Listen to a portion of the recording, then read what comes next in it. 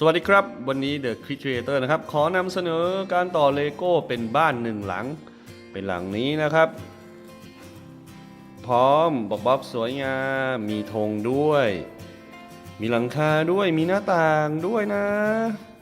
ครบ4ด้านเลยเห็นไหมครับมีหมาเฝ้าบ้านด้วยมีคนด้วยมีดอกไม้ด้วยมีประตูเข้าบ้านด้วยนะด้านหลังในประตูเปิดได้ด้วยนะนี่ประตูเปิดได้ด้วยแอวประตูเปิดได้ด้วยเห็นไหมเรามาทำกันเลยเริ่มกันเลยดีกว่า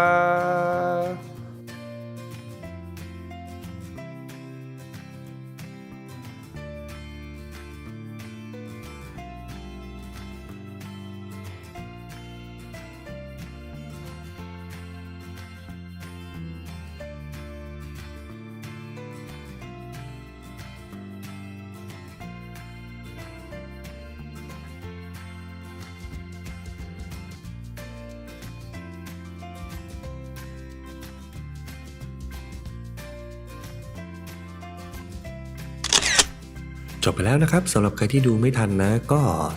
ดูต่ออีกรอบได้เลยนี่เดี๋ยวฟ้ากำลังจะทำการ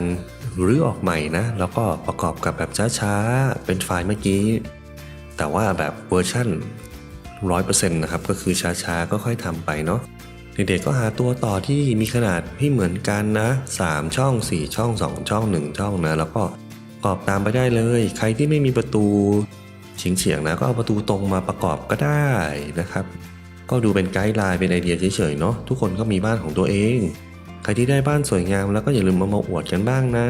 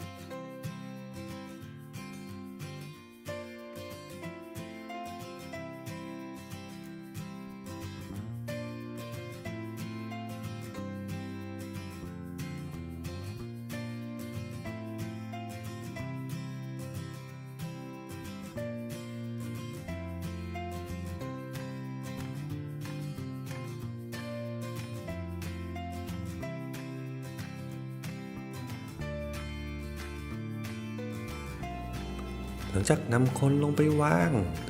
บ้านก็เสร็จเรียบร้อยนะครับก็เป็นบ้านสวยงามหลังเล็กๆเนาะเ เด็กๆน้องๆก็ค่อยๆฝึกทำกันไปนะแล้วเดี๋ยวก็จะชำนาญเองก็ขอให้ทุกคนตั้งใจนะครับสำหรับใครที่ยังไม่ได้กดติดตามช่องของเรานะครับรบกวนฝากกดติดตามด้วยนะ The Crit Creator นะครับแล้วก็เราจะมีวิดีโอดีๆมาฝากเพื่อนๆอีกมาฝากน้องๆหนูๆอีกนะครับก็คอยติดตามชมกันใครชอบอย่าลืมกดไลค์ให้เราด้วยนะมีอะไรอยากให้เราทำอยากรู้ก็สอบถามด้านล่างในคอมเมนต์ได้เลยสวัสดีนะครับแล้วพบกันใหม่ครับ